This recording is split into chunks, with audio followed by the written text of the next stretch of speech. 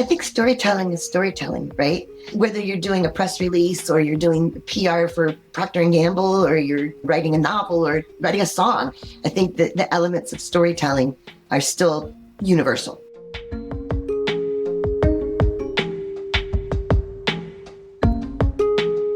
Welcome to the Nieman Storyboard podcast, where we dig into the craft of journalism and storytelling. I'm Mark Armstrong, editor of Nieman Storyboard. This show is brought to you by the Nieman Foundation for Journalism at Harvard. You can get updates by signing up for our newsletter. Just go to niemanstoryboard.org to sign up. Today, I'm excited to welcome Lane DeGregory, the Pulitzer Prize-winning enterprise reporter for the Tampa Bay Times, where she covers, quote, hope and humanity. If you've followed Nieman Storyboard over the years, you probably already know Lane and her work. Her insights on journalism and storytelling have been featured in the Nieman Foundation book, Telling True Stories. She's the host of the journalism podcast, Right Lane, and she's the author of the 2023 anthology, The Girl in the Window and Other True Tales. The title story from that book, The Girl in the Window, won the Pulitzer Prize for feature writing in 2009. It was about a girl named Danny who had suffered from severe neglect and was adopted by a new family. This year, DeGregory is celebrating 25 years at the Tampa Bay Times, telling intimate local stories about the people who shape her community. We also talked about a lot of different stories that she's written and reported, so be sure to check out our full reading list of all the stories and writers mentioned in this episode. There's a link in the show notes. So without further ado, here's my conversation with Lane DeGregory.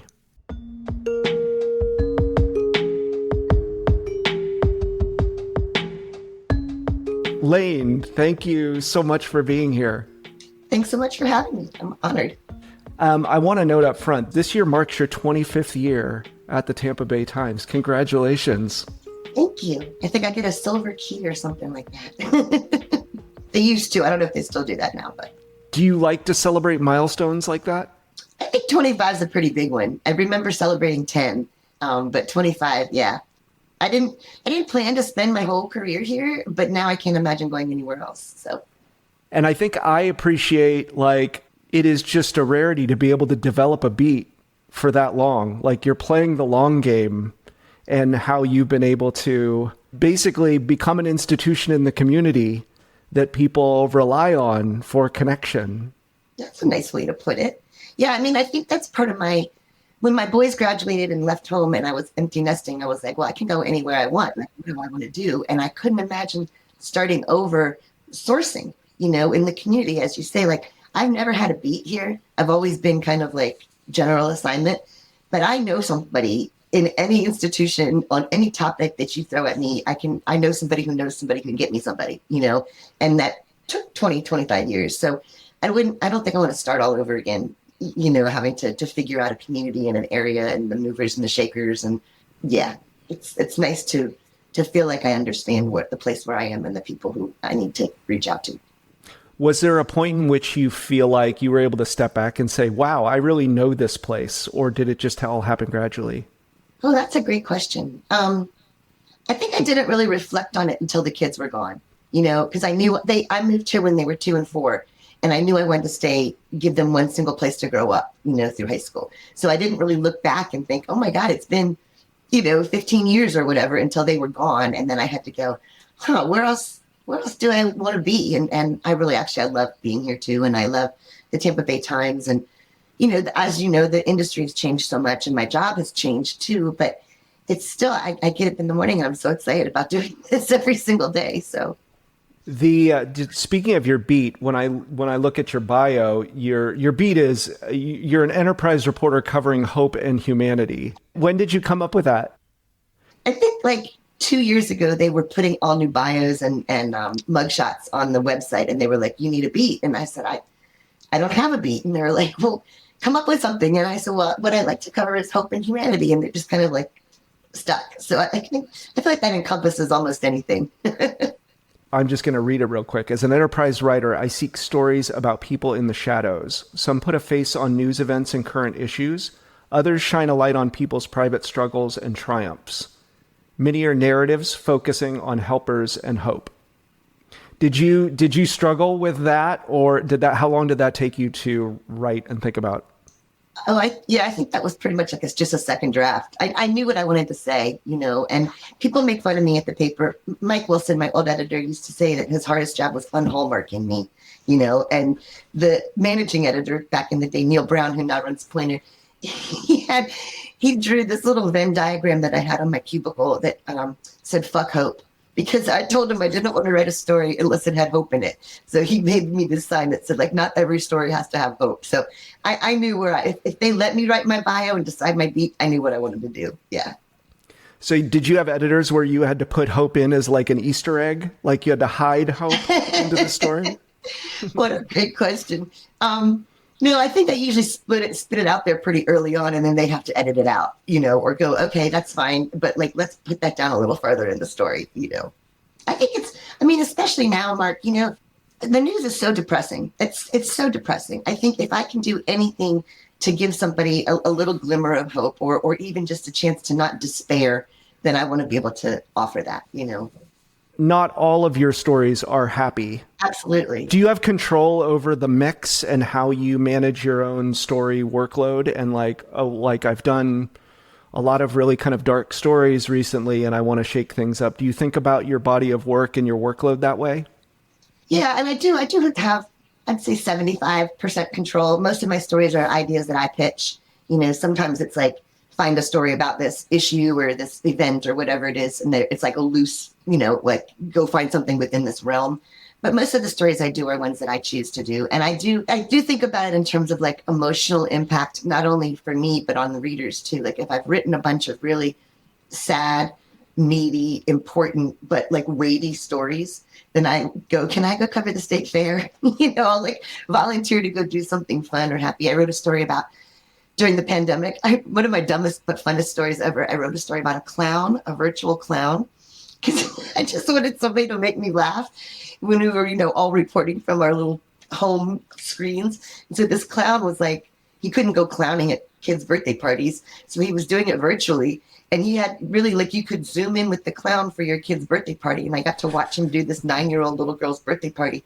And he kept bringing a rubber chicken in, like over the top of the screen and up the bottom in their face. And it was hilarious. It was like, I don't know, probably 700-800 words at the most, but it made me laugh. And I think it made some readers laugh. And so, yeah, I do think about that. What does your workload look like on sort of a weekly basis? Like how many stories do you have on your plate right now? And like, tell me a little bit about how you manage that. Yeah, and it shifts a lot. Right now I'm in a log jam. I have like 3 projects that I've been covering since January, and they all came to a halt in the last week or so. So I'm trying to wrap up all the reporting. I've got one that I've written and get into my editor that she's given me back a draft edits on. I've got another one that I turned into her 2 days ago that she hasn't read yet. And then I've got another one that's like a 10-chapter thingy that I have to start writing next week. And then I'm also got feelers out for a couple other stories. I need to go meet with the Coast Guard because the hurricanes are coming again. like stuff like that to like plan ahead for, So usually like 5 to 6 things that are bubbling up and 3 or 4 that I'm working on simultaneously. When you have an idea, are you going to your editor and kind of pitching it, or are you basically like, here's what I'm doing? Like, how does the feedback loop work on that? Yeah, I pitch it. We have to pitch them. We have a meeting once a week with my team, my enterprise team. There's 4 of us on it and an editor and sometimes a photographer. And we go and pitch our story ideas to the group often and kind of have them help vet whether it's worth doing or how we would do it. Maybe 75-80% of the ideas come to fruition. Some of them are passed off to other people. Some of them are like, yeah, we've heard that before, or like, I'm not very interested in that, or give it to Joe, over there. So it varies, but we do, most of the ideas are come up from ourselves, our team, like not assigned by the editors.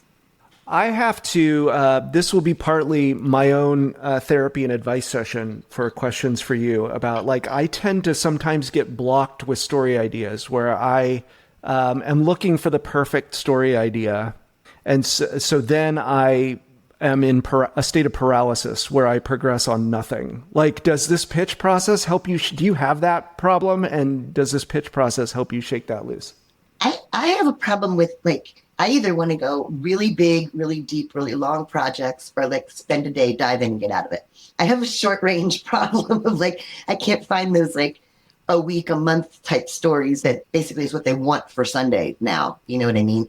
So I feel like I have the opposite problem. Like I have a really high bar for the project level one, but a really low bar for like the daily ones. And so those ones are easy to toss off if I feel like I'm taking too long, where the interviews are coming together or I'm waiting for my edits or something that I can just go do a quick, like 1 or 2 day thing in and out. But yeah, I think we're always waiting for the perfect story. And it's kind of like waiting for the perfect time to have a kid, right? It never happens. It never comes the way you really want it to. So I think being willing to take some that you think aren't necessarily exactly what you want to do and figuring out what's the best thing you can do with that story. Maria Carrillo, my old editor, she used to ask like, what's the maximum story and what's the minimum story? What can you do if I turn you loose for a day? What can you do if I give you 6 months, and where in there should this sit? And I think a lot of times you don't know that till you start reporting, right? You don't know that till you start trying to get your sources to let you in or figure out what scenes you can cover. I usually ask right at the beginning, like, what's at stake? So that I know, like, if there's a deadline for this person in the story, then maybe I can give myself that like, okay, I'll hang out with you until that thing happens, whatever that thing is, big or small. Yeah, that kind of answers and raises some of the questions. Your book, your collection, The Girl in the Window, is fantastic.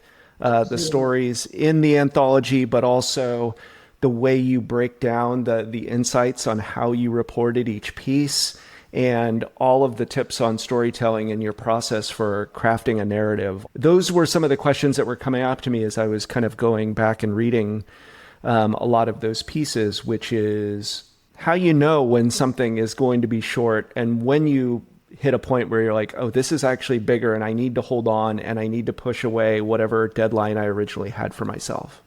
Yeah, that happens a lot once I get into it. You know what I mean? Usually if it's pitched as a really quick turnaround, the editors are going to go, hey, like, let me see this on Thursday, and then I'm like, I'm hemmed in and I know I have a deadline and it's fine. I work under like those conditions pretty easily. But if I'm in it, like the Girl in the Window, even for example, I thought that I was going to follow that story. I started in January and I thought I was going to follow it through Easter. And it would be like the story of like rebirth, and new life and whatever. And so that would have been about 6-8 weeks on it. But we ended up spending 6 months on it because we just kept unpeeling more layers and they kept giving her more opportunities to develop, and so we wanted to see progress. We didn't want to just say like, okay, they rescued this little girl, here she is. But we wanted to see her get better. And so we kept asking for more time from the editors. The other thing that happened in that piece, and this is kind of a sidetrack, but that was in 2008. And we had never done multimedia ever before. So we had this like, what did they used to call it? A story slam where you'd like throw down all the pictures and you'd throw down a draft of the story and people would come in and help spitball headlines or cut lines or, promotional stuff. And so we were in this room and everyone's like, great story, great pictures, blah, blah. What do you have for the web? And the photographer and I were like, what? Like, we had never thought of that. So then they gave us 6 more weeks to go back and interview everybody on audio and take a camera, like a video camera instead of still photos. And so that was a weird, like, tack on extra time for the reporting because we didn't have any of that. And if you look back, the video is like 7 minutes long. It's super like prehistoric. It looks like something from people who didn't know what they were doing. But it was the first time we had done that. And I think the first time the Times had done a multimedia thing to go with the project. So that was kind of interesting journey. What was your takeaway from doing sort of a second round of interviews on video or for audio as well? At first I was pissed because it was a pain in the ass, and I didn't want to bother the people again. But when I had a purpose and I was able to say, we need to put you on audio, not just I'm coming back because I forgot to ask you something. Most everybody was on board, and people, some time had passed. So other things had happened, like a few months had passed. So there was progress to report. It wasn't just redoing everything, although we did that too, And at first I was really, really worried that people were going to watch the video and not read the story. I was like, damn, they're going to, it's going to take away from my readers. And it ended up not being the case at all. They tracked it somehow. And as many people came to the story from the video as came to the video from the story. So we weren't losing people, which was really mind blowing to me, that the same people, the same audience would want to read it and watch it. And there was also this point of like, humility where I had to admit there's a scene where Danny is having a tantrum and screaming and like decomposing basically on camera. And I couldn't write that. I tried so hard to write that, but without seeing it and feeling it and hearing it in real life, you couldn't convey what those meltdowns were like, so it was humbling, in that moment to go like, oh, maybe video would do a better job than my words, Yeah. Now, The Girl in the Window won the Pulitzer Prize in 2009 for feature writing. And this is a story about Danny, who was a girl who had suffered from severe neglect. And how did you first discover that story? So I didn't have a beat, right? I've never had a beat. And I was always trying to look and see where are the holes in our newsroom. And we didn't have anybody covering like social services and adoption and foster care. And as a mom, I was real interested in that too, those story types. So I had chatted up the lady who ran the Heart Gallery of Tampa Bay. The Heart Gallery is like a place where they put kids whose parental rights have been terminated, and they put their photos up in malls or churches or bowling alleys or whatever, so that people will come and go, oh, I fell in love with this little face and let me adopt that child. So the lady from the Heart Gallery every year would call me and go, oh, we're going to put up all these pictures at Tyrone Mall, or we're going to put up these pictures at Dave & Buster's or whatever. And I kept saying like, okay, Caroline, that's awesome. I'll do a brief on the back of the city page. It's like a little city happening thing that all these 317 kids need homes in Pinellas County. I said, but if you can find me one kid or one family that I can really like shine a light on, I think I can make readers care a whole lot more than having 300 faces out there in the mall.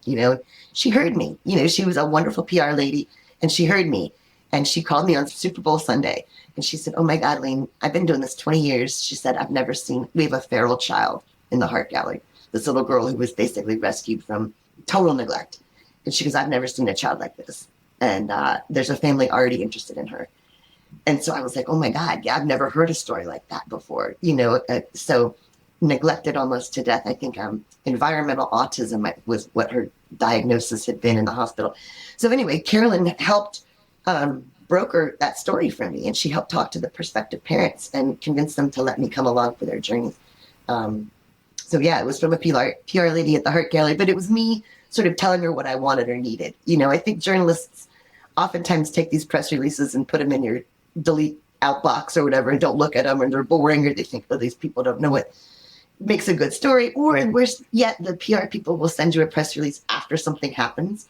That's one of the things I want to meet with the Coast Guard about. It's like they send us these things about these wonderful rescues after the fact. Well, if we could be there when they're like bringing the people back to shore, if we could witness some of this, it'd be such a better story than just like a little news brief, So I think it's worth taking PR people out to coffee or like having a conversation with them and really trying to tell them what you need or what you want, because their job is to get that story out there too.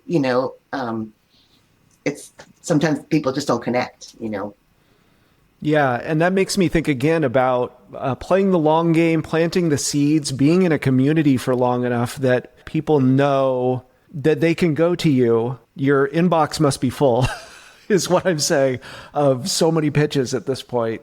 That's one of my favorite things when somebody will go, this is a Lane story. Like they think of me to tell the story. And I love that. That makes my heart feel so big. Like I think I sent you Stanley the dog story, the blood donor dog story. That was a press release that they sent to me. And I was like, well, let me just go. They needed blood for the blood bank at the animal hospital. I didn't even know that dogs could be blood donors. I mean, I have 2 dogs. I didn't even think about the fact that you might need a dog blood donation. And so as soon as I saw the press release, I was like, well, who gives the most blood? Let's just go find the player in that. And it was such a fun story. And it took one day, but it was talking to the PR person, having them reach out to the dog's owner. Can I come? When are you coming? And they brokered the whole thing. So yeah, PR people are good friends.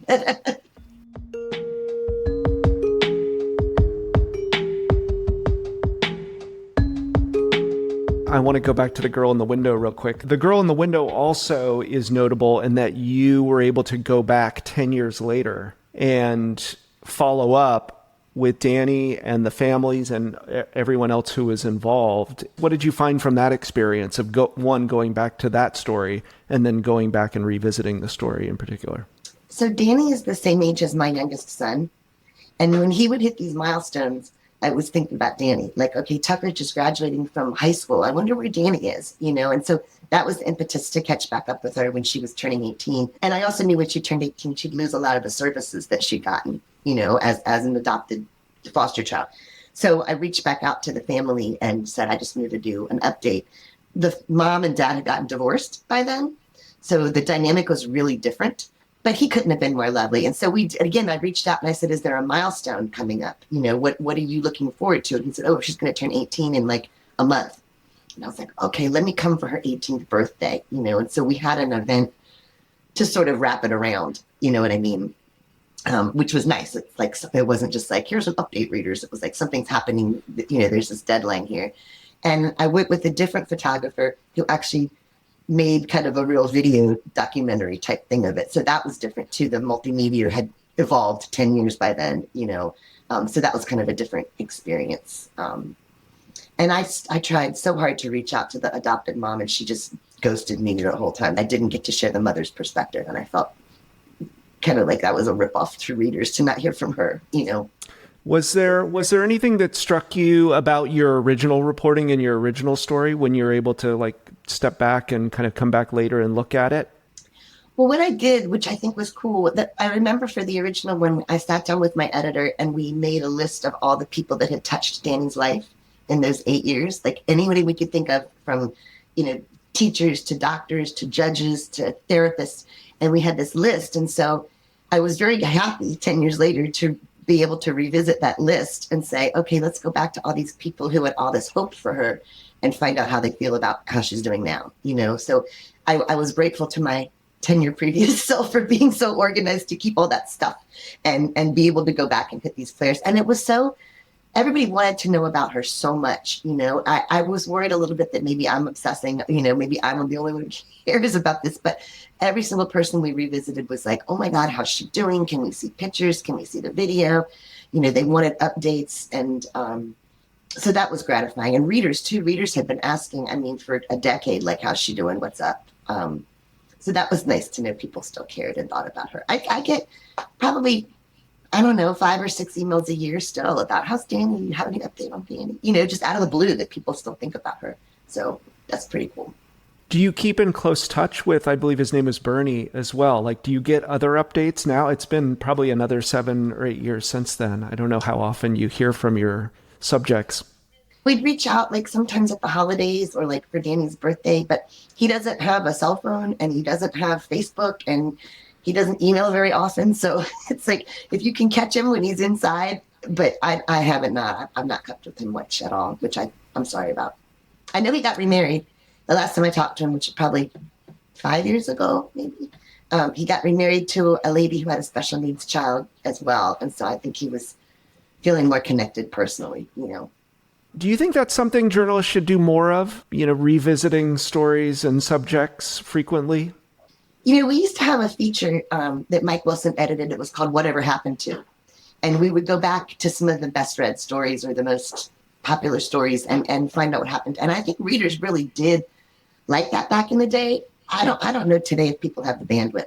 I don't know if people remember stories the same way, that they would care enough to want to go back to it or not. I know most of the journalists don't have time to do that anymore. We're just chasing, especially the younger people in the newsroom, just chasing so much news on such a faster cycle. I don't know that there's the appetite for that from the editors or from the readers, But I think it's wonderful. What a gift to get to go back and revisit your sources and your subjects and see how they're doing. Yeah, I wondered that. You've met so many people and you've written so many stories and gotten really, these intimate moments in people's lives. I've wondered about like your connection with them post-publication and what your relationship is with them.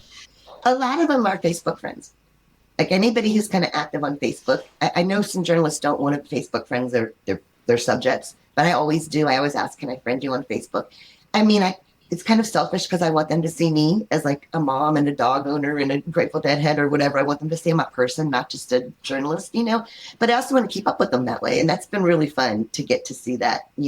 I wrote about a really cool story about a kid trying to get out of Pahokee, which is like the poorest town in Florida. And he was a football player.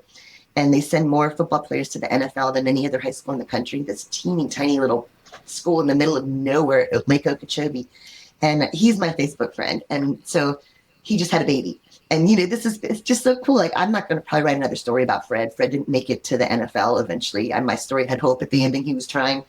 But I love to see Fred as a dad and just be able to send him a little note. And that's cool to keep up with a lot of these people. I love that. You talked about the pace of, a lot of the journalists in your own newsroom or just, in the industry now, the pace that they're required to keep to report on stories. Like, can you tell me a little bit about, I guess how the newsroom has changed since you started and then how your own work has changed over the years and maybe how you viewed it? Yeah, a lot, right? So when I came, there were 400 people in the newsroom at the St. Petersburg Times, and we had a staff of 16 feature writers, and we had a daily feature section that had like 32, 40 pages every single day. And it was just filled. It had, the letters, the Dear Abby and the crosswords and gardening and stuff, but it had 4 or 5 really good stories every single day. Then a lot of them were just stories for the sake of stories, right? Flash forward, okay, the daily Floridian section became 3 days a week, became Sunday only, became a monthly magazine. Before COVID, they killed it altogether. So there were no more feature writers. Like, I'm one of 3 narrative writers kind of left on our enterprise team. And it's not an enterprise team. It's not features or storytelling or narrative or whatever. So there's a lot less space for stories for the sake of stories. There's not that appetite for, we used to call it a hey Mabel. Hey Mabel, did you read the story about the 3-legged dog? It's just a good story that people talked about. And we don't do hardly any more hey Mabels. Most of our stories have to have some kind of like purpose or be somehow off the news or I don't want to say accountability, but something that's meatier than just a good story for the sake of a story, which I think there's pros and cons of that, right? I think fewer people want to do storytelling. I think that the investigations is what a lot of the young people in the newsroom aspire to, what a lot of the editors really love. I'm not sure that's the case with readers because it's pretty amazing the feedback I still get from just writing a regular old feature story from readers, And it's also interesting because they'll drop the story online on like a Wednesday or a Thursday, and I'll hear just from a couple people. Then it comes out Sunday in print, and I just get a slew of emails. So I know people are still reading it in print. Like a lot of the people who are still reacting are print readers, right? So that's interesting. But yeah, there's a lot more appetite for investigations and accountability.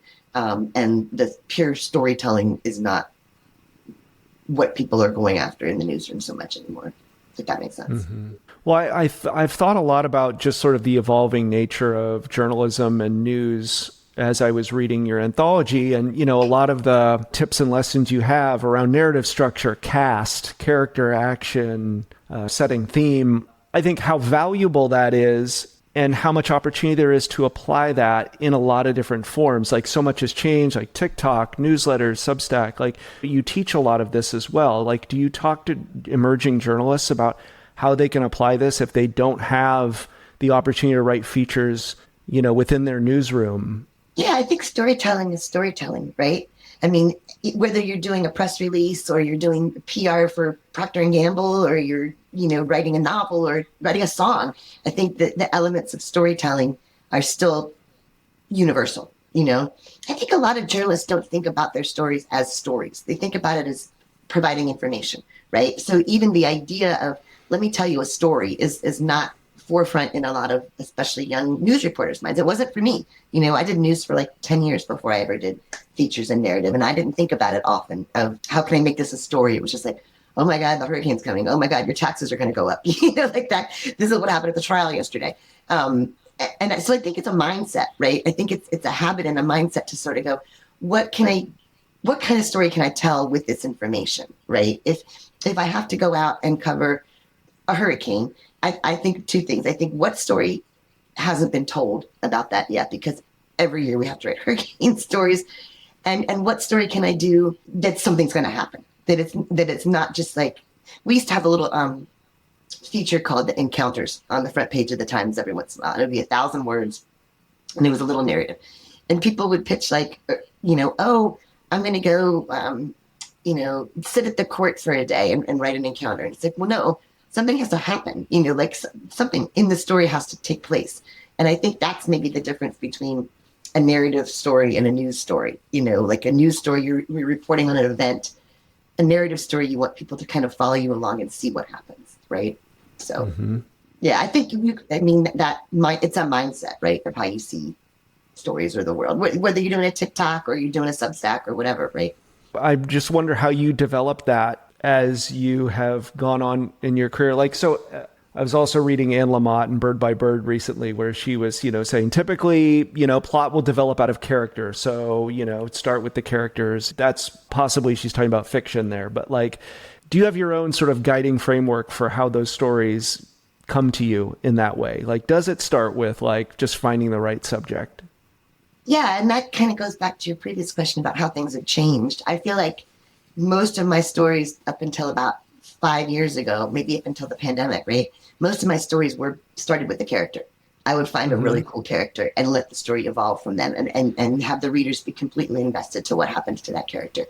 And I don't know if it's because the pandemic that people stopped being face-to-face so much, or if it's because people don't trust journalists and they think we're fake news or we're the enemy of the people. The desire to be in the paper is not the same that it was. It's not like people used to be like, oh my God, I get to be in the Tampa Bay Times. Now it's like, ugh. And I actually, this is so sad. I did a story about a housing project for unhoused people last year.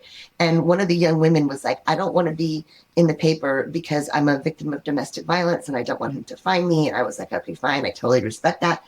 And then she came back to me the next time I was out there and she goes, you know what? Nobody I know reads the newspaper. It's fine. Let's do it.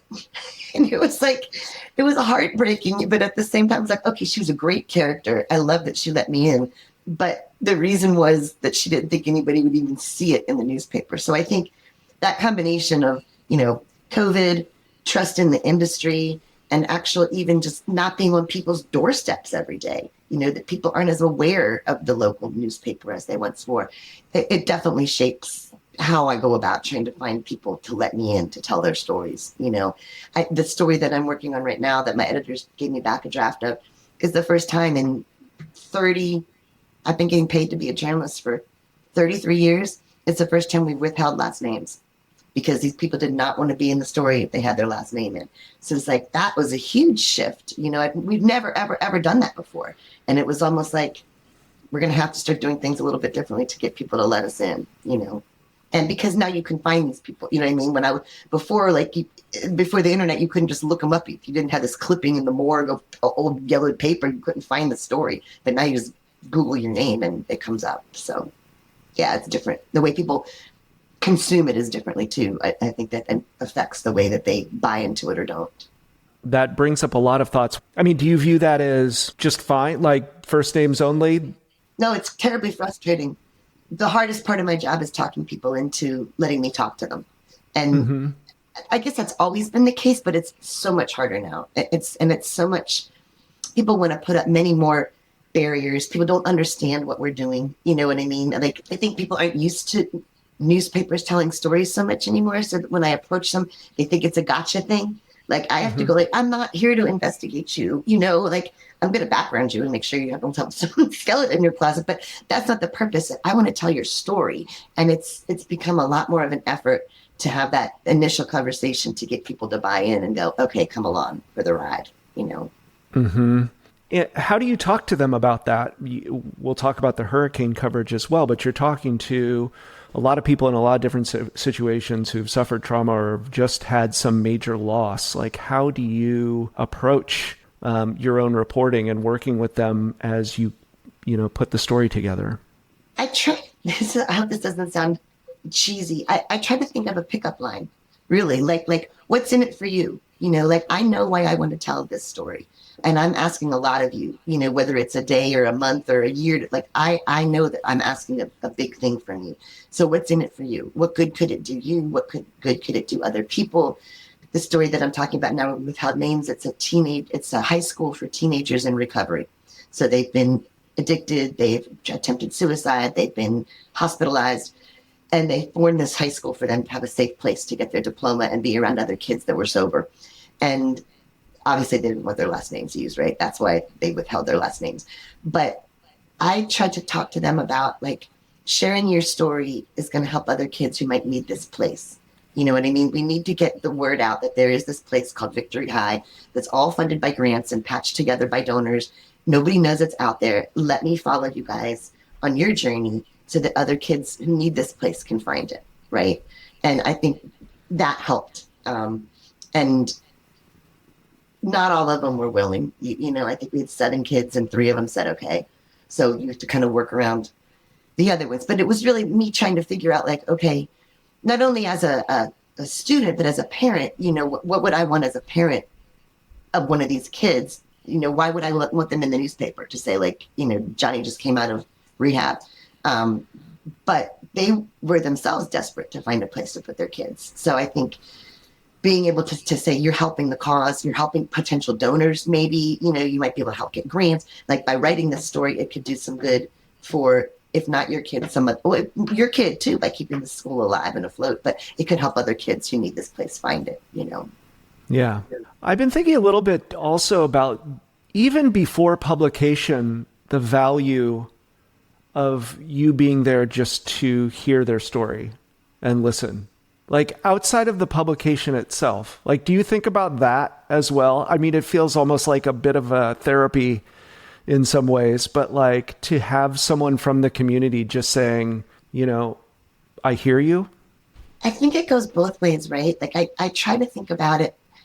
And I tell my students sometimes, like, the worst thing you have to do as a journalist is write and go knock on the door after somebody dies, right? Or be there at the site of the accident when somebody's killed. And I have to talk to their grieving relatives in the worst day of their life, right? I hate that more than anything. But I think that I try to remind myself that sometimes that part of my job is actually helping people to keep their loved one alive. You know what I mean? Like your kid just got killed in this awful accident. Or do you want to say like a 7-year-old was killed in this awful accident? Or do you want to tell me about Johnny who loved to play hockey and watch Blue's Clues and help the kid next door with the lemonade stand and, some really details that this might be the last time you get to keep your kid in the public eye is when he's dead. So let's talk about him as he was alive, and sometimes people do appreciate that. I think sometimes they hate you and walk away, it doesn't work at all. The story I did about the housing experiment, that was very revelatory for me. And it was a weird process because it was the first time I was still reporting while I was writing. I didn't like report the whole story and then sit down for a day or a week and think about it and then write it in one piece. It was like, I'll be back next month, so I would report, drop a story, and then go back and show up the next month. And the people at the housing experiment at first were embarrassed. Like they were coming in with all their belongings in a trash bag, but they were also super excited to have a brand new furnished apartment to stay in. And it was such an interesting relationship because some of them would let me back in and some of them would walk away from me and some of them would call me up and go, oh my God, this just happened. So we had probably a dozen different residents in this apartment building that we talked to. And the reaction was so different from different people. They did a talk back afterward with the board of the Volunteers of America that sponsored the project. And they had some of the formerly homeless people come up and talk. And they said exactly what you said, which they never said to me. And I had no idea until we were at this talk back. They said, it was so great to have someone really sit down and want to hear our story. It was so great to have somebody care. Not that just we moved in here, but then what happened after that, and to follow us on our journey. No, nobody told me that, but I was crying at that because I didn't know that. I didn't feel that. And that they were grateful for me to be there and share their story was really heartwarming, Yeah. And just to summarize, this was a year-long series where you had come to the opening of this housing project and then you covered the lives of the people in it. Once every month or once every couple months, something like that. And It's a really fascinating way to format it because, again, you didn't know where this was going to go. And so you couldn't necessarily like frame it as like kind of a classic narrative with a beginning and end. And we didn't know who our characters were. We didn't know what was at stake for anybody, who was going to flow out, who was going to get kicked out, who was going to get a job and succeed. One lady had a baby. There's all this other stuff happening that we didn't know what to look at. It was like, where do you point the camera? There's 50 apartments here for a year. Like, right. So it was really overwhelming. But the other thing that came out of that, and I have to say that format was not my idea. A managing editor suggested it, and it terrified me. And every single month I panicked. Like, it was probably the most worried I've been because everything was written so quickly. And I kept thinking, did I get this wrong? Did I miss something here? Are they going to hate this? Are they going to let me back in? It was really nerve wracking. But the other thing that it did was the community cared. The community started to care. The community started, they got so much help from that story. They got people from the community set up a clothes closet there, a food pantry there. They came to tutor them in English. They came to offer job classes. A bank set up a finance class. All this stuff because they read the stories. All I had to do was put it out there and give the community a chance to respond. And they adopted these people like you wouldn't. I would put in one story like, oh, this lady couldn't afford to get her daughter a graduation cap and gown. 3 readers called to get her a cap and gown. I wish I could get a bike for my little boy who's turning 8. 5 people wanted to buy this little boy a bike. They bought bikes for all the little kids in the apartment. This guy who owns the Rolex dealership in downtown Tampa said, send me a wish list. What do these people need? And the counselors got to give him a wish list of everything from like tampons to toilet paper to dining room tables. And this guy just bought them, and it was so awesome to just think like, what am I? I'm the messenger, right? I just put the story out there in the world, but man, readers cared. Readers wanted to help so specifically, in a way they weren't going to just stroke a check to the Volunteers of America housing fund. They wanted to help JoJo get a bike, and I think that's the power of local journalism, that people really respond. It's right there in their backyard. They get off the highway, they see the building with the mural on the side, and they're like, oh, those are those people. One lady called me and she said, when is the next chapter going to come? I can't wait to see what happens to Nicole and Donna. It's like a telenovela. And I was like, that's amazing, right? That people are that invested and care that much. So yeah, as stressful as it was, I think it was the right call. I don't know that lots of stories would lend themselves to that, but this one really made a difference for the people who lived in that housing project experiment. Yeah. That's great. You talked about the residents, talking about the value of being heard and speaking with you and just being an ear to listen. You've said that you wanted to be a journalist since you were 6 years old. Is active listening and curiosity like a natural gift for you, or is it something you've worked on and developed? I think curiosity is. I think I've always, I was being scolded at 6 for being too curious and asking inappropriate questions. So I think my dad was the one to be like, you'd be a good journalist, Lane, but I think listening is something I'm still working at, right? I think listening, active listening is the one thing that's not taught in J schools or in newsrooms, that no one teaches you how to listen, right? And as distracted as people are today, it's even harder, and that's why I think when people realize I really am listening, I'm in it for the long game, I'm not distracted, I think that's when people start to open up, because how many people really listen to you anymore? Even your spouse or your kids, half the time they're not listening to you. So when someone's like really focusing on you and making you know that they care and they're interested and think you matter, that's a huge gift to be able to give people. I think we need to teach people how to listen. And once I started doing stuff with videographers, it became so different because I'm very vocal. I like to, yes, please. Oh, I know it. And respond in kind. And I had to listen and shut up at the same time because that's hard. That's not normal for me. So I had to retrain myself of how to be a quiet listener, I think, and nod and use your eyes instead of verbal prompts,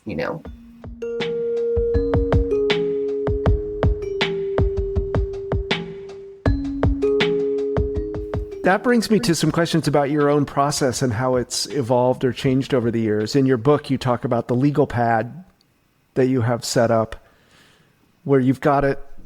Do you have an example that you're going to show me? There it is.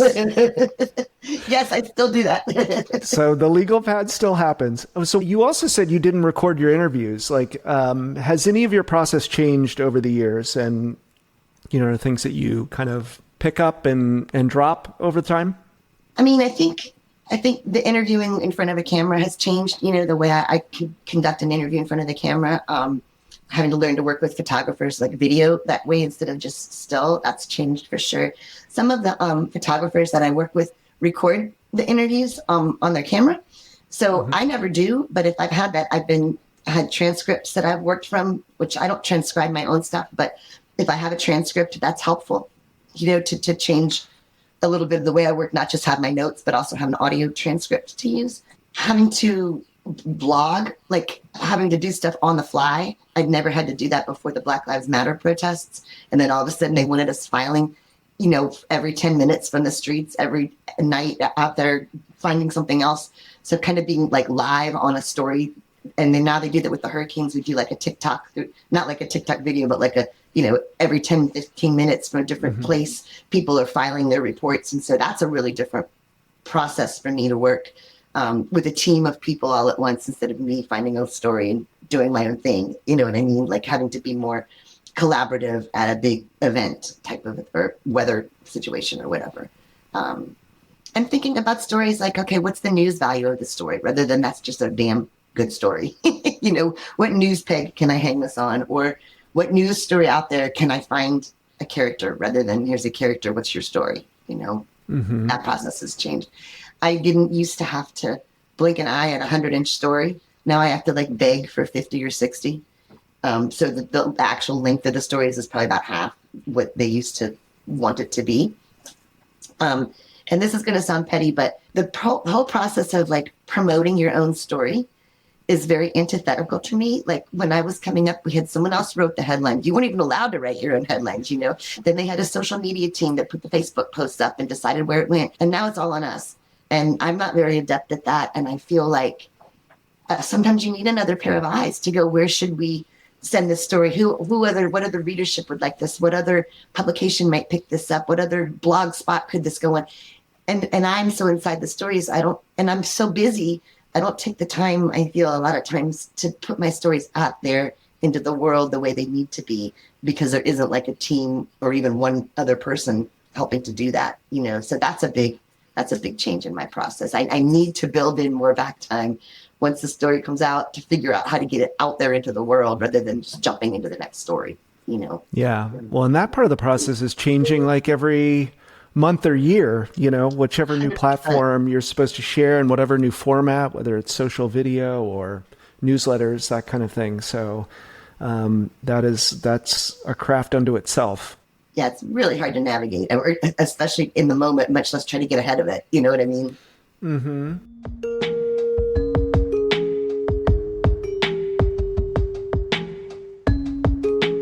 You talked about shorter pieces. Does that change like the kind of details you're looking for when you're reporting and interviewing? I think it changes more the framework for it, right? So I'm still looking for the same kind of details and meaning in details, but I'm maybe going to structure it around a single day instead of a week, or I'm going to find a single moment that something happens and then fast forward through all the backstory, that I wrote a story that hasn't been edited yet, but about a lady who had to decide whether or not to knock down her house after the hurricane. And she said, I only want 50 inches. Well, this is like 9 months since the hurricane of this decision and the insurance and the bureaucracy and the heartache and everything. So I had to like really super condense her backstory, and the part about the hurricane and writing it out and trying to figure out what was happening that normally I would have like really leaned into and made a narrative story became like a paragraph. So it's just really condensed in the shorter formats. That's hard for me to do. Yeah. And how do you open a story like that? What are you looking for to open? Well, so the story, I wanted it to be about the lady. And she kind of, to our other point, she kind of pulled back and didn't want me asking all these personal questions after a few months because she was just so emotionally wrecked. So I shifted the lens and made the story about the house. And the story opens with the house as the character and when the house was built and what the house looked like and what the house meant.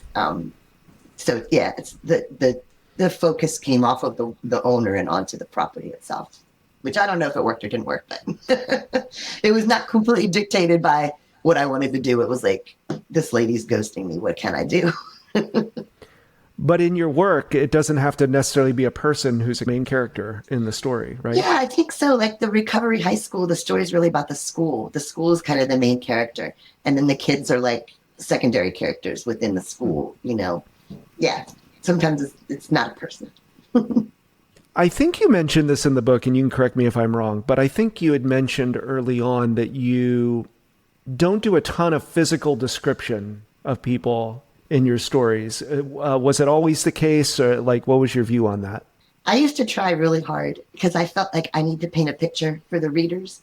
And then it was twofold. It was one, I decided I sucked at it. Like I wasn't good at it. I would spend a lot of time on it, and I would be constantly worrying, like, is he going to be offended if I say he has a goatee that's turned white? Is he going to be offended if I say he's got Buddy Holly glasses on? You know, like, am I going to upset this person by describing them, not making something up, but trying to depict them in a way that's not going to offend them, but that's going to give the readers a picture, you know? And I would spend so much time on that. And then when the story started getting shorter too, I was like, well, if I need to cut 5 inches, why don't I just cut that section out of it? Because there's a photograph right there. They can see the photograph, you know what I mean? And so it was kind of twofold. They don't ever run a story of mine anymore without a photo.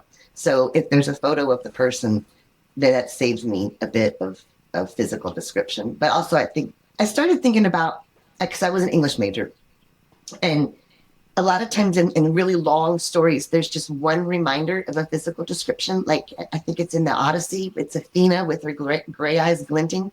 And you don't know any other thing about Athena at all. But every time she comes back, Athena has her gray eyes glinting. So I started thinking about that. And maybe I don't need a whole physical description. You know, the story about the Recovery High School has a boy in a backward baseball cap and a girl who cocoons herself in a Hannah Montana blanket, you know, and you don't really see them, but you have something visual that you can hook on. You know what I mean? That you can sort of picture it in your mind's eye without being super detailed in the description, you know? Sometimes I really like it when people describe themselves and I can use their own physical descriptions, you know, because then I don't feel like I'm imposing it. I wrote a story about a very heavyset teenage girl one time who was in an etiquette class.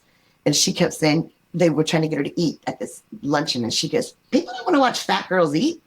And I was like, oh, I can use that as a quote, but clearly that's how she saw herself. And so I think if you can get that from somebody, you know, some of their own physical descriptions, sometimes that's a back door that you can skate into, you know. Mm-hmm. Speaking of unique structures, the story you wrote about the couple who hosted a podcast about love and went through a divorce. So basically the way it's set up is a lot of the reporting was just you listening. It seems like to me as a reader was just you listening to the episodes in order.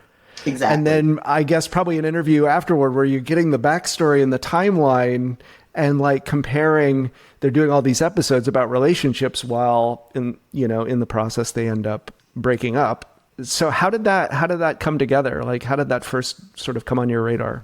There was a wonderful website that a former Times reporter ran that was like the most interesting lawsuits filed this week or this month or something. And that was when he listed that there was a divorce filed over this, and the podcast profits or whatever were going to be split up in this divorce. And I was like, a divorce about a podcast of falling in love, relationships. That's so interesting. That is so rich, you know? And so I started out with the divorce file, you know, went to the courthouse and got that. And then I just started listening to the podcast, and you could hear the relationship, like you hear the hope at the beginning, and then there was tension in the middle, and then there was some snark going on at the end. And it was like they were putting that out there into the world in real time. And I just thought that was so fascinating. And so when I thought about how I was going to write it, I was like, well, I just got to write it episodically, right? I made a list of all the episodes that something sounded like it was happening or turning in. And then those are the episodes I picked to highlight on. You know what I mean? And I did go back and interview them afterwards, both individually and together. But yeah, it was just, I don't know. The whole idea was so drop it in your lap. How can you not write a story about that? You know? You had a story about Captain Jay, who had been displaced during Hurricane Ian and had been living under the bridge. Did you just go down there? How did you connect with Captain Jay? So this is another thing about being in the community for a long time, right? I had done a story about Captain Jay maybe 10 years earlier. I live in a little town called Gulfport that's on the Boca Ciega Bay. And he was living on his boat, his broken down, old, natty ass boat in Boca Ciega Bay, right off the beach where I walk my dog every day. And the boat wasn't seaworthy. It wasn't going anywhere. And so the city had said to him, you got to get it out of here. You know, you can't moor a abandoned, broken down boat.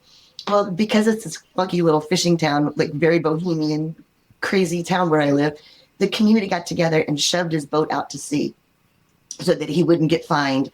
And they repaired his boat, and then they shoved him back out to sea. So I did this little story about Captain J goes back to sea probably 10 years earlier. And I got a call after the hurricane. Hurricane Ian hit Punta Gorda, so it was about 2-3 hours south of us. So normally we wouldn't cover it like we did this last round in our own backyard. You know what I mean? It was out of our coverage area, but it was still a huge, big, giant hurricane in Florida. So they were open to it, you know, stories. And this man emailed me out of nowhere, and he goes, "Do you ever write a story about Captain J Berkey back in, 2012 or whatever?" And I was like, "Yeah, of course." He goes, "Well, he's living under the bridge on a boat now." So this man who had been down there, like passing out hot coffee and sandwiches to the guys under the bridge, had talked to Captain J, who was like, "Oh yeah, I was in the newspaper 10 years ago, gone back and Googled him, found my story, and contacted me to say he's back here under the bridge." And so it was like a story just giving me another story, in the universe out there. And so I went down with a photographer and a videographer, and Captain J was like, "Oh, Lane," like he remembered me and gave me a big salty hug. And he was a great story. And again, it was one of those things where like one person amplifies so many others that were down there. This story was really about Captain J, but there was another 40, 50 people living under that bridge too that were all in the same boat. Yeah. They were all in the same boat. And so you're talking about you're having conversations with the Coast Guard. How are you getting ready for hurricane season? Yeah, I think that's the door I want to knock on this year. Nobody's covered the Coast Guard. It's kind of a gap in our coverage. And we've got an air station here. We've got a couple boats here. We've got rescue swimmers here. And they take their own video and they send out these amazing press releases 2 or 3 days after it happened. So I want to get in on the ground floor and like even when they're preparing for the hurricane, can I be there when you're tying up the boats or, battening down the airplanes or whatever, and kind of get a before the hurricane entryway so that when it happens. I did that in Virginia when I was a really young reporter. They had a Coast Guard swimmer training school in Elizabeth City, North Carolina. And I got to cover the Coast Guard rescue training school. It was like 16 weeks, I think. So I embedded with them while they were learning to be rescue swimmers. And then when the next hurricane happened and they needed rescue swimmers, they let me in. They let me ride in the helicopter when they were dropping the baskets down because they knew me and I'd been there. So that's what I want to do here. I've done that in 25 years in Florida. I want to kind of get in on the Coast Guard side. But I'm like always trying to think of like what story hasn't been told of the hurricane. Gulfport has a lot of little dive bars. And so I always like to go like the last guy at the bar before they shut it down for evacuation, or the first lady at the bar when it reopens the next morning and it's still standing. I spent the morning after the first hurricane here with the mayor. It's a small town. You probably couldn't have done that in St. Pete or Tampa, but just walking around the town with the mayor as he surveyed the damage and kind of doing a narrative from his perspective. One of my favorite hurricane stories I did it's not that important in the scope of things, but it was an interesting perspective, was we have a seabird sanctuary right on the beach about 25 minutes north of here. And they have everything from osprey to flamingos to pelicans, and there's hundreds of birds, and they had to evacuate the birds. I mean, how do you evacuate all these birds? We have flamingos that go into the office, where the cafeteria was filled with terns. It was so interesting to see this little piece of the world and then share with our readers, like the sanctuary got a lot of love and support to rebuild after that because people had seen the story, you know what I mean? But it was just this, what can I find that's different about a hurricane? Because, man, I've covered a lot. I've covered way too many hurricanes, so. What is your approach to a breaking news event? Do you want to be on the ground close to the action, or are you thinking more like 2 weeks or 2 months later? And there are obviously a lot of others in the newsroom who are covering it on all these other angles. How do you view your role in that? Yeah, so for the first few years, I wanted to be on what they called the go team for the hurricanes, where you actually go out into it. Now I'm on the before and after team. I'm on the like prepping for the hurricane and then emerging after the day after. So not waiting like a whole long time. Well, Captain J was a couple weeks after, or maybe even a couple months after, I think. But I did a lot of stories in the week after the hurricane, and the one I'm turned in now. So it's been 10 months since this lady's house got flooded out that I'm just now turning in that story following her. I don't, like you mentioned the Pulse nightclub shooting story. I think I did not want to be there. Like mass shooting stories, I don't want to be there. I don't want to be on the ground when that happens. I covered Virginia Tech. I covered Pulse. I said I didn't want to cover Parkland, and somebody else did, so that was helpful. But those are the times I hate being a journalist the most. I feel embarrassed to be part of a big giant pack of people, especially with huge cameras and fuzzy microphones and just descending on people's mass sorrow. I don't feel that bad about hurricane, going right in after a hurricane because everybody's kind of in the same boat. But the mass shootings, I just feel like a vulture. And I was trying desperately to find a different way to tell that story at Pulse that wasn't about another victim, or a relative of a victim or a first responder or something like that. Like what other lens can I put on this horrible tragedy? It's going to be illuminating for readers and not to the fact that, something horrific happened, but not my old editor, Mike Listen, used to call it emotional voyeurism, right? Not leaning into emotional voyeurism where you're just there to say like how bloody awful this is, Yeah. Your story about the Pulse nightclub shooting is in your anthology, In the Girl in the Window, and it's about a teenager, Matt Kassler, and he was not directly involved, but he was in the community and kind of working through his own identity at the time and what he had also lost in that process, right? Yeah, he lived really nearby. Like he could hear the gunshots from his house, but he was not injured or, in part of the shooting itself. It was much more like a wake up call for like, who am I, right? Like I'm 18 years old and I'm in this community where this hate crime has just happened. His sister was gay and he was struggling with his own identity. So that Pulse nightclub became kind of a touchstone for him, I think, to like, what am I doing? Am I in or out? Am I part of this community? Am I not? Am I hiding? Am I embracing? And, I almost like I could watch his evolution there in those couple of days I was with him, as he struggled with this.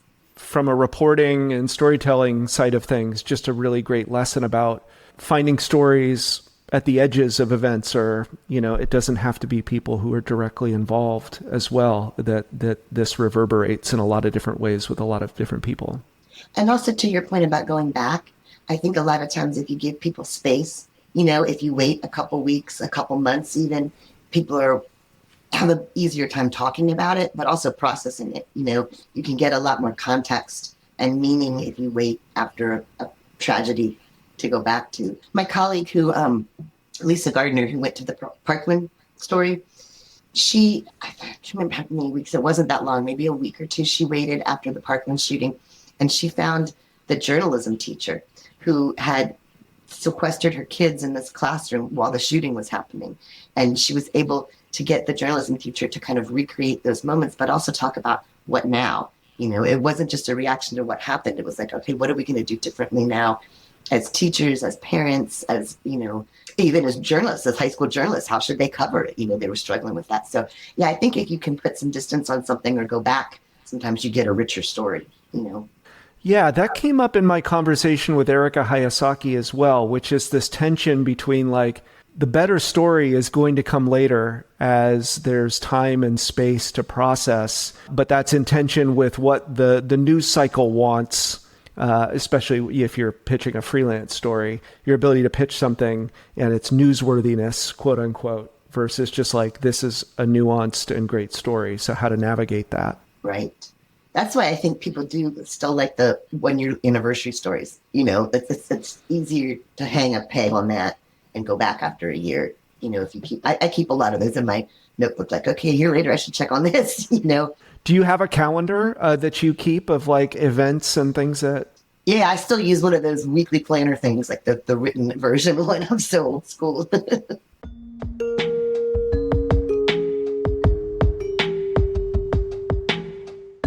Can you tell me about the first story you ever published? Oh, my goodness. Or one of the first? Can I go back to high school? Yes. So I went to a public high school that had a really good journalism program. This is in the 80s, right? In the late 80s. My journalism teacher was like 25, 26 years old. So he was really, really young, but he was fabulous and still to this day, like the best teacher I've had. And he wanted the newspaper to be so special that you wanted to be on it like you wanted to be on the cheerleading squad or the football team. So you had to try out to be on the newspaper. So he would come in the first day of school and he would go, pitch 3 stories that you really want to do and pitch 3 things that you never want me to assign you. And so my number one thing I never wanted to do was football. I didn't know anything about sports. The football coach scared me. The football players were big oafs that I didn't want anything to deal with. Didn't understand it. The first assignment he gave me was go profile the football coach. It was like, of course he did that, looking back. But I remember that so vividly, like being thrown to the one thing that I feared and didn't understand the most, and having to go and suck up my little 16-year-old self and figure out what I was doing. I remember interviewing my dad, like, what kind of questions do I ask about football? Like, what does the running back do? Like, having to prep for it, So that stands out for me as, like, I think that was my very first, and I won, right? Because they would have 3 different people assigned to the same story, and whoever had the best story got to be on the newspaper staff, and my story got picked. So that was a huge victory for me. I don't think the only other story I ever wrote about football was the kid Fred I was talking about. So I definitely try to shy away from that, but that was intimidating and fun at the same time. And then, being able to prove to yourself you could do that, like you could pull this off, even though you don't care and don't know anything about it. That was pretty wonderful. That's so great. Who are some of your favorite writers, journalists, books that you're into right now, and who inspires you in your work? That's a hard question. And I'm going to say it's twofold, right? So some of the journalists out there now that are still working that I'm fond of. Eli Saslow, of course. He's like the GOAT out there. I love talking to him and reading his stories, and his process is so different because he's so national focused and I'm so local. I think it's really fascinating to follow him. John Woodrow Cox, who you just had, he worked at the Tampa Bay Times with me. And even as like a 20-year-old kid, he was a phenom there. His editor now, Kelly Benham French, is one of my all-time favorite. She inspires me all the time, not even just with her storytelling and journalism, but her Facebook stuff that she does. She used to sit next to me in the newsroom and she would give me such a hard time about my endings. That like, why did you end with the quote again? She totally rejiggered the way I thought about endings. And her husband, Tom French, was the person who made me want to do this. Tom, I think, is one of the most gifted and generous writers out there. And he sat me down as a 30-year-old and kind of deconstructed how to tell a story instead of write an article. And I will forever be indebted to him for that and his patience. And to this day, if I'm really super stuck, Tom and Kelly pull me out, this is maybe a little bit off topic, but my other inspirations are more like songwriters. Like I have a whole collection of short stories here behind me, like all the books. I'll pull out a short story and read a Flannery O'Connor or read a Joan Didion or something like that. But I really, really love listening to like John Prine or Joni Mitchell or Lucinda Williams or somebody like that. I just listen to some music when I get stuck and think about their storytelling. Joni Mitchell's song about the bed's too big, the frying pan's too wide. That was the first time I remember as an adolescent thinking about how beautiful that language was. Like this super concrete thing about your lover left you, but the frying pan's too wide. It's like mind blowing, So a lot of times song lyrics are things that unlock storytelling for me as well. Now, your husband's a drummer, and you have already revealed yourself to be a deadhead. So what other music do you both enjoy? I mean, Bob Dylan, for sure. Neil Young. John Prine, I think, is my favorite storyteller. Like, it just in the pictures that he paints, you know what I mean? I love Tedeschi Trucks bands. Now we've kind of gotten into them recently. We go to music festivals all the time. And so Dan plays at a lot of them, but a lot of them we just go to listen to the music. So it's really fun to hear new music. Mo Frone, JJ Gray, they're a pretty Florida band, but he's got really good storytelling too. Wonderful. Lane, this has been fantastic. My pleasure. Thank you again for taking the time.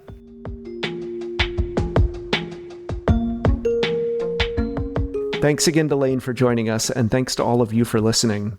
If you like what we're doing with Nieman Storyboard, leave us a written review and a rating in Apple Podcasts or Spotify. You can also share this podcast with a friend. We'll see you soon.